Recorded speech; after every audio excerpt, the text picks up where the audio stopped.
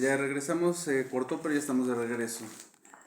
Como les decía, aquí en el Evangelio de Felipe, es un evangelio apócrifo gnóstico, en el cual pues es muy interesante porque aquí se muestra la relación que tenía Jesús con sus apóstoles, en especial con María Magdalena, como ustedes sabrán, y conocido por medio de la Biblia tradicional. María Magdalena, pues Jesús la entra en contacto con Jesús cuando la salva de que la iban a apedrear, que era una prostituta y eso, pero pues en realidad no. Eso fue solo una difamación que se le hizo. Y en estos evangelios apócrifos, en este de Felipe en particular, aquí se muestra a María Magdalena como una de sus discípulos, una de sus seguidores, en especial. En especial pues es la más cercana a Jesús, como su compañera, su pareja. Entonces pues aquí se tiene esta relación entre Jesús y María Magdalena. Entonces pues aquí es esta cuestión que se tiene principalmente, al igual que muchas enseñanzas que se dan, grandes enseñanzas que le da Jesús a sus discípulos que no vienen también en la Biblia tradicional. Entonces escogí los versículos, los evangelios más llamativos, los más que me parecieron más interesantes para poder explicarle a ustedes.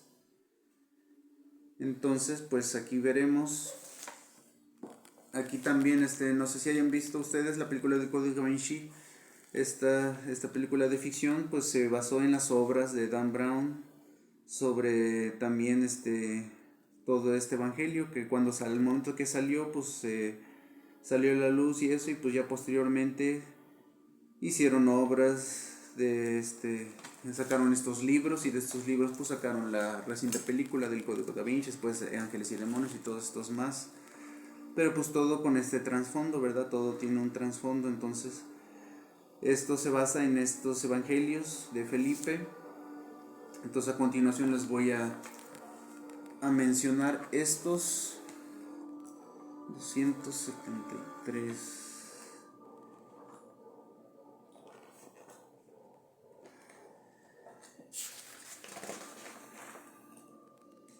Aquí, aquí miren, dice el primero: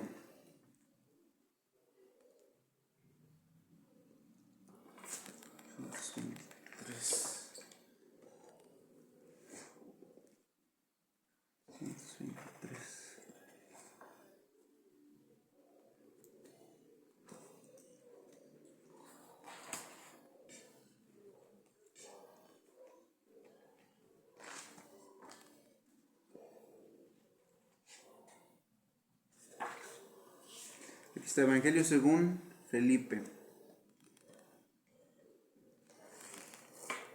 223. Aquí está.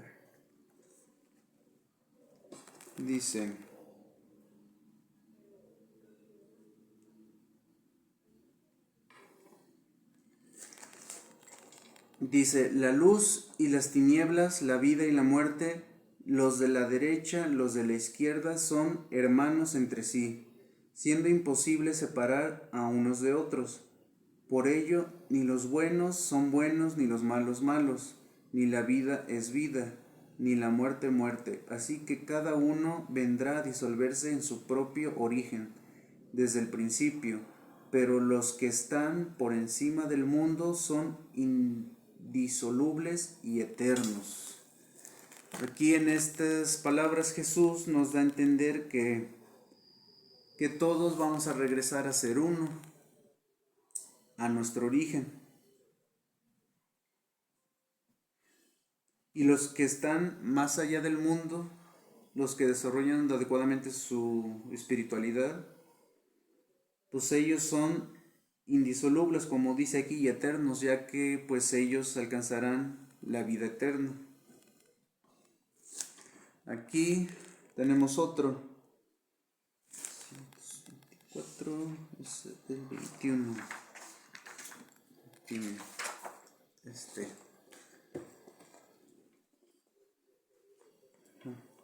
el 21. Los que dicen que el Señor primero murió y resucitó se engañan, pues primero resucitó y luego murió. Si uno no consigue primero la resurrección, no morirá. Tan verdad como que Dios vive, éste morirá. Aquí Jesús nos dice que pues no hay que esperar la muerte para resucitar. Aunque se oye ilógico, pues ahora sí, primero hay que resucitar antes de morir para alcanzar la vida eterna. Esto quiere decir que el resucitar no quiere decir que necesitamos morir para poder volver a nacer o a surgir y eso, sino que antes de que venga nuestra muerte nosotros tenemos que resucitar. Esto quiere decir dejar nuestra vida de pecado, de nuestra vida carnal, para que así al momento de nuestra muerte nosotros podamos recibir a la muerte en paz y plenamente y posteriormente avanzar al siguiente plano espiritual, ya sin ningún atadura, ninguna cosa que nos retenga en este mundo físico. Es a lo que se refiere Jesús aquí. Primero debemos de resucitar, pues componiendo nuestra vida, nuestra espiritualidad, elevándonos, para que cuando llegue nuestra muerte, alcancemos la vida que sigue, para proseguir a la vida eterna. Entonces, esta enseñanza es la que nos da Jesucristo en este Evangelio. Posteriormente aquí hay otra que dice: hay quienes tienen miedo de resucitar desnudos y por eso quieren resucitar en carne. Estos no saben que los que están revestidos de carne son los desnudos. Aquellos que osan desnudarse son precisamente los que no están desnudos. Ni la carne ni la sangre heredarán el reino de Dios. ¿Cuál es la carne que no va a heredar? La que llevamos encima. ¿Y cuál es, por el contrario, la que va a heredar? La carne de Jesús y su sangre. Por eso dijo: el que come mi carne y bebe mi sangre no tiene vida en sí. ¿Y qué es esto? Su carne es el Logos y su sangre es el Espíritu Santo. Quien ha recibido estas dos tiene alimento, bebida y vestido. Aquí nos vuelve a explicar Jesucristo que para poder descansar en paz de nuestra muerte y poder trascender, lógicamente tenemos que estar alimentados por el pan de vida, que es precisamente Jesucristo, su enseñanza, lo que nos vino a enseñar, su conocimiento que nos vino a enseñar a nosotros, y pues su sangre es el Espíritu Santo, que viene siendo la pureza que Jesucristo nos vino a dar por medio de su sacrificio. No quiere decir que con su muerte pues ya automáticamente se perdonan nuestros pecados y eso no, eso es responsabilidad de cada uno de nosotros. Aquí Jesús nos lo dice: el que coma de mi carne y beba de mi sangre estará salvo en la muerte.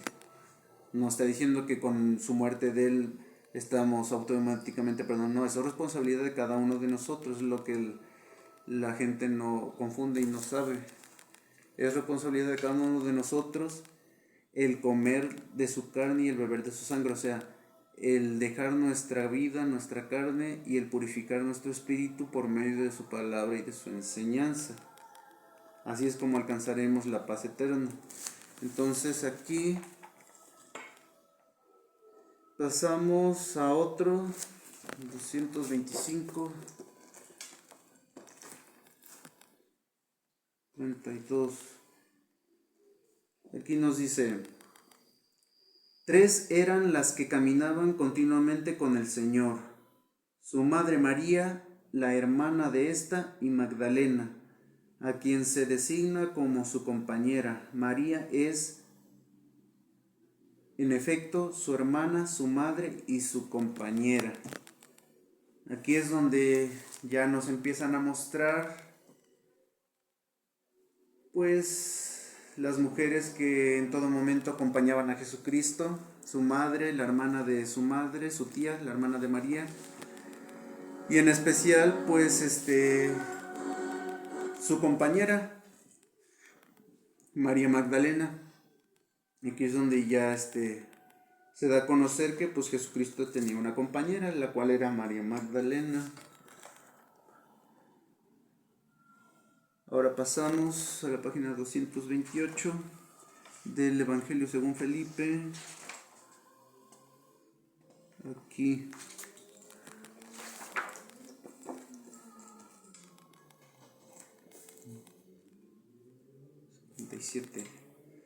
Dice, dijo el Señor, bienaventurado el que existe antes de llegar a ser, pues el que existe existía y existirá. Aquí lo que Jesús nos quiere dar a entender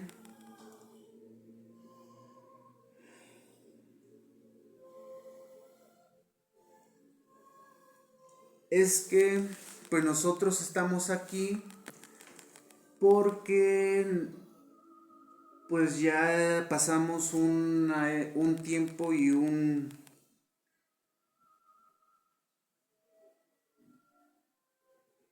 puede decirse que pues estamos aquí presentes porque hemos reencarnado, hemos renacido y pues necesitamos de esa evolución espiritual. Esto quiere decir que nosotros ya existimos, estamos existiendo, y si nosotros nos esforzamos en esa evolución espiritual, pues vamos a seguir existiendo. Todo depende de nosotros. Si queremos pues vivir en lo que son las leyes carnales, vamos a seguir en este mismo plano. Si decidimos alimentar nuestra espiritualidad, evolucionar, entonces vamos a pasar a otra vida más superior y más elevada. Posteriormente, de acuerdo a, también en un futuro les voy a leer sobre los Rosacruces. Ahí este grupo de iluminados, pues para ellos hay ciertas dimensiones en las cuales uno va a ir evolucionando para poder llegar hasta donde se encuentra la más alta, que es Dios Todopoderoso. Entonces una vez que se llega allá, que hasta ahorita nadie lo ha logrado más que un solo hombre que fue escogido por el mismo Creador, entonces de ahí volvemos de nuevo a empezar, o sea, somos regresados para de nuevo volver a evolucionar. Es un proceso en el cual ya después se los voy a explicar continuamente. Por eso Jesús aquí en nos dice que bienaventurados son los que estamos aquí porque existíamos antes. Antes de lo que somos ahorita, pues éramos una especie con otro tipo de evolución, tanto espiritual como física. Quizás muchos una evolución mucho más arriba, otros mucho más abajo, pero como quiera que sea, tenemos esa preexistencia, esta existencia y esa posexistencia que vamos a tener. Por eso nos dice Jesús, bienaventurados, porque los que estamos aquí ya tenemos esa existencia, la cual nos dice que tenemos que evolucionar, que tenemos que, y que somos dichosos más que nada por estar aquí en el ahora y vivos. Eso es lo que quiere decir esto. Entonces aquí vamos a ver 57. Ya. Ahora vamos 32.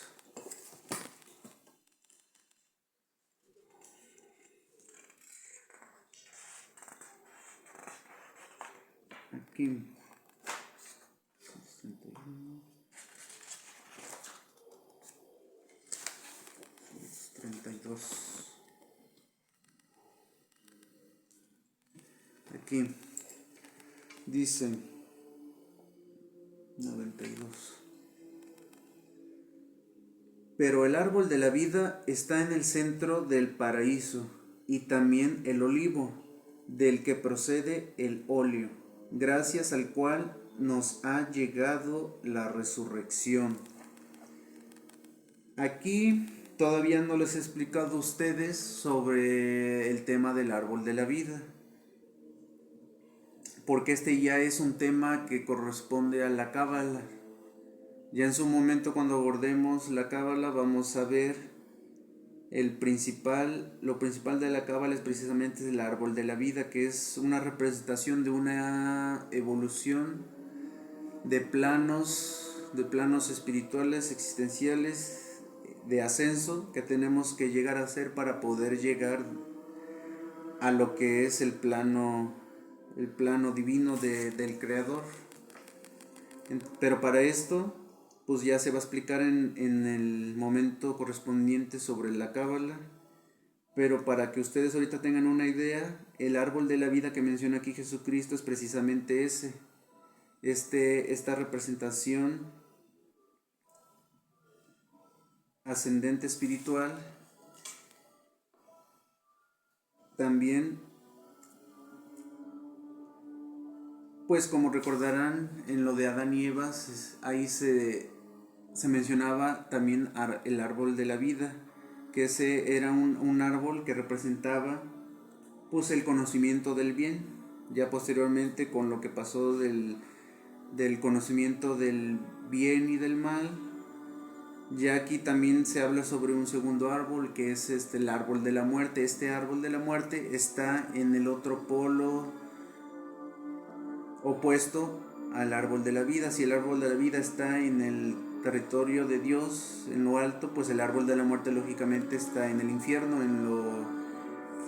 ahora sí, en lo opuesto, hacia abajo, es descendente. Entonces el árbol de la vida se refiere a eso, a la dicha, al amor eterno, al amor y a todo lo que tiene que ver con la divinidad, mientras que el árbol de la muerte pues se refiere a la muerte, a lo que tiene que ver con lo infernal. Entonces pues aquí hace referencia Jesús a que el árbol de la vida está en el centro del paraíso, y gracias a ese árbol de la vida es que se puede dar la resurrección. Entonces aquí vamos a ver otro que dice: la unión es superior al bautismo. La unción es superior al bautismo, pues es por la unción por la que hemos recibido el nombre de cristianos, no por el bautismo. También a Cristo se le llamó así, por la unción, pues el Padre ungió al Hijo, el Hijo a los apóstoles, y éstos nos ungieron a nosotros. El que ha recibido la unción está en posesión del todo, de la resurrección, de la luz, de la cruz y del Espíritu Santo. El Padre le otorgó todo esto en la cámara nupcial. Él lo recibió. Entonces aquí nos menciona Jesús que la unción es superior al bautismo, ya que la unción es un acto que va más a fondo. La unción va directamente a lo que es puede decirse que es una consagración espiritual, y el bautismo pues es una, como que se dice una purificación tanto física como espiritual. Pero la unción es una consagración, que la consagración es un acto más profundo y de más rango de divino.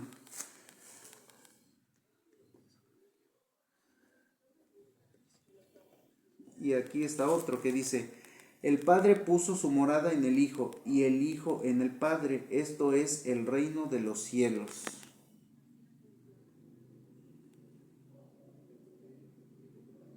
Y aquí, ¿qué nos quiere decir Jesucristo? Que el Padre puso en el Hijo su morada en el Hijo, y el Hijo en el Padre. Aquí Jesucristo, el Hijo de Dios, nos quiere dar a entender que nuestro Padre Celestial, Jehová,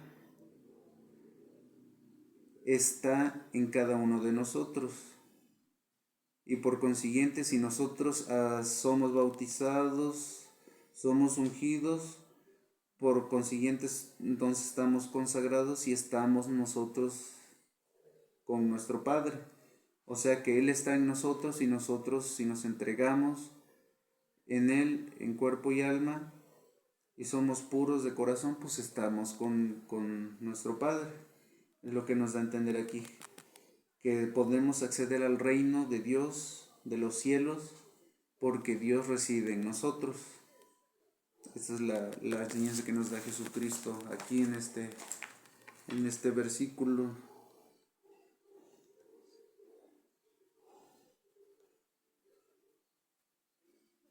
110.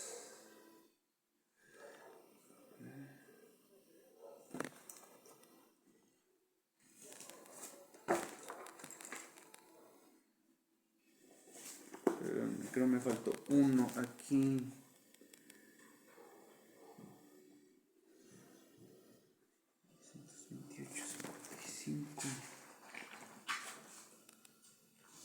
Aquí miren, cuando hablé sobre María Magdalena, aquí pasó uno muy importante. Dice, la Sofía, a quien llaman la estéril, es la madre de los ángeles. La compañera de Cristo es María Magdalena. El Señor amaba a María más que a todos los discípulos y la besó en la boca repetidas veces. Los demás le dijeron, ¿por qué la quieres más que a todos nosotros? El Salvador respondió y les dijo, ¿a qué se debe el que no os quiera a vosotros tanto como a ella? Entonces aquí pues ya se da a conocer, ¿verdad?, la relación que Jesús tenía con María Magdalena, que pues aparte de ser su discípula, pues era su compañera. Entonces pues lógicamente esto pues la iglesia lo escondió porque pues, como les expliqué desde un principio, para la iglesia pues no conviene que la gente sepa que Jesús pues fue mundano, fue como cualquier ser humano de nosotros, tuvo errores, era imperfecto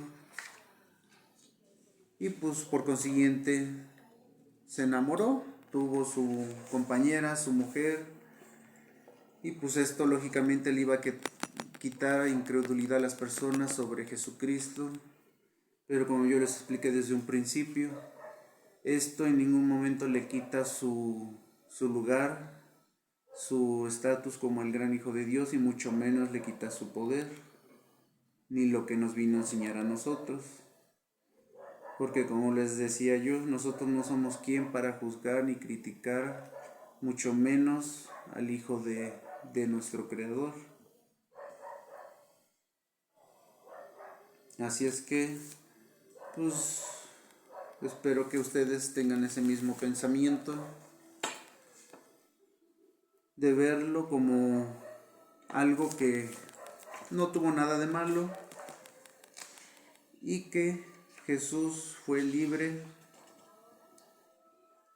de hacer con su vida lo que él creía conveniente, y nosotros no somos quien en juzgar y en criticar, ni en meternos mucho menos en lo que no nos va ni nos viene. Nosotros estamos aquí para aprender de sus enseñanzas, no para criticar, ni para juzgar, ni nada por el estilo. Entonces, por último, vamos a ir aquí a el último que elegí del Evangelio según San Felipe, que dice, quien posee el conocimiento de la verdad es libre. Ahora bien, el que es libre no peca, pues quien peca es esclavo del pecado.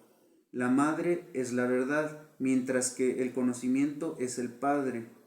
Aquellos a quienes no está permitido pecar, el mundo los llama libres. Aquellos a quienes no está permitido pecar, el conocimiento de la verdad eleva sus corazones, esto es, los hace libres y los pone por encima de todo el lugar. El amor, por su parte, edifica, mas el que ha sido hecho libre por el conocimiento hace de esclavo por amor hacia aquellos que todavía no llegan a recibir la libertad del conocimiento. Luego éste los capacita para hacerse libres. El amor no se apropia nada, pues ¿cómo va a apropiarse algo si todo le pertenece? No dice esto es mío o aquello me pertenece a mí, sino que dice esto es tuyo. Entonces aquí nos dice Jesucristo que ahora sí el conocimiento nos hace libres y que el amor, pues el amor de igual manera nos hace libres, ya que el amor verdadero pues no está basado en el amor, en la libertad, no en la opresión. Entonces, pues el ejemplo más grande de esto es precisamente el amor que Jesús y María Magdalena, su amor que ellos tenían, era un amor bueno, puro, no era un amor 100% carnal ni con malicia. Entonces, pues no pudo ser pecado. Para muchos, pues sí es pecado porque Jesús es el Hijo de Dios, no puede tener errores, debe ser un ser perfecto. Pero pues como yo les decía antes, Jesús fue un ser humano y un hombre normal, por lo tanto no pudo ser perfecto. Entonces él tenía derecho tanto a cometer errores como a la maldad, a la duda, y por lo tanto pues tenía derecho a enamorarse. Que no lo tenía que hacer, pues eso es otra cuestión, pero él tenía derecho a tener y experimentar estas cosas. Entonces, pues es lo que vale, lo que aquí Jesús nos dice, que el amor puro y verdadero nos hace libres, al igual que el conocimiento de la verdad.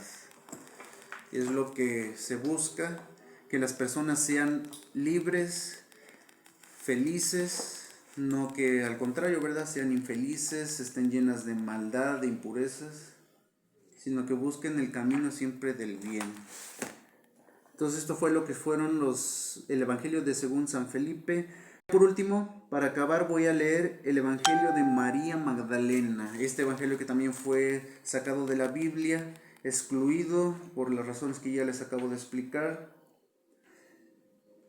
Y aquí les voy a dar lo principal. Aquí, pues María Magdalena, en el grupo de los discípulos de Jesús había un cierto roce, en especial Pedro con María Magdalena, ya que Pedro quería ser el mano derecha, quería ser la mano derecha de Jesucristo, pero pues Jesucristo, por lógica, su mano derecha era su compañera María Magdalena, entonces Pedro tenía recelo de eso. Y posteriormente de su muerte, Pedro pues es el que expulsa a María Magdalena de los apóstoles y es el que la difama como prostituta. Pero pues de hecho, como Jesús dijo que Pedro es el que iba a edificar su primera iglesia, iba a ser el primer sacerdote, pues lógicamente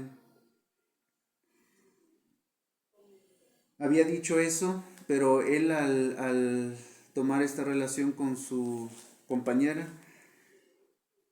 lo que no supieron es que él había escogido primeramente a María Magdalena como la seguidora de su iglesia.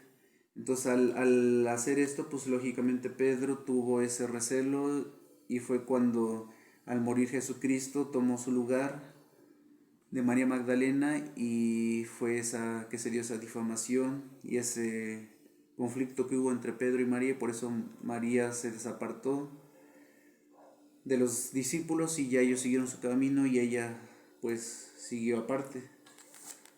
Pero ahora sí, Jesús había elegido como seguidora a María Magdalena, que iba a ser la que iba a seguir con sus enseñanzas y su palabra. Entonces aquí en el Evangelio de María Magdalena vamos a tener,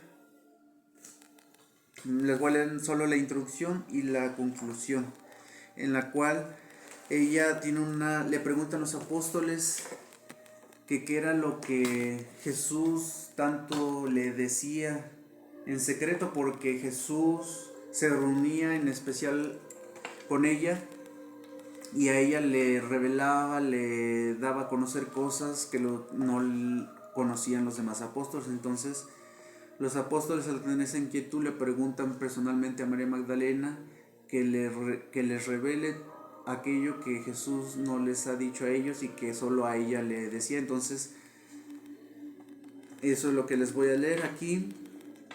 Primero dice un fragmento griego de la introducción del Evangelio de María Magdalena, el cual dice: lo restante del camino, de la medida justa del tiempo del siglo, descansó en silencio. Dicho que hubo esto, María calló como si el Salvador le hubiera hablado solamente.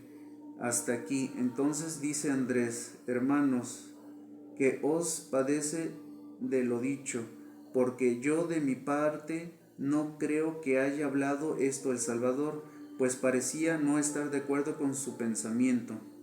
Pedro dice: pero es que preguntado el Señor por estas cuestiones, iba a hablar a una mujer ocultamente y en secreto para que todos la escucháramos. ¿Acaso iba a querer presentarla como más digna que nosotros del Salvador? Levi dice a Pedro: siempre tienes la cólera a tu lado y ahora mismo discutes con la mujer enfrentándote con ella. Si el Salvador la ha juzgado digna, ¿quién eres tú para despreciarla? De todas maneras, él al verla la ha amado sin duda. Avergoncémonos más bien y revestidos del hombre perfecto, cumplamos aquello que nos fue mandado. Prediquemos el Evangelio sin restringir ni legislar, sino como dijo el Salvador. Terminado que hubo Levi estas palabras, se marchó y se puso a predicar el Evangelio según María. Entonces aquí es donde ya se tiene una muestra de ese roce que tenía Pedro con María Magdalena. Aquí les voy a leer unas enseñanzas, unos conocimientos que Jesús le dio en privado a María Magdalena con respecto a la materia y el pecado. Aquí Jesús le explicó a María. Pedro le dijo: puesto que nos lo has explicado todo, explícanos también esto: ¿cuál es el pecado del mundo? El Salvador dijo: no hay pecado, sin embargo vosotros cometéis pecado cuando practicáis las obras de la naturaleza del adulterio, denominada pecado. Por esto el bien vino entre nosotros hacia lo que es propio de toda naturaleza para restaurarla en su raíz. Prosiguió todavía y dijo: por esto enfermáis y morís, puesto que practicáis lo que os extravía. Que quien pueda comprender, comprenda. La materia engendró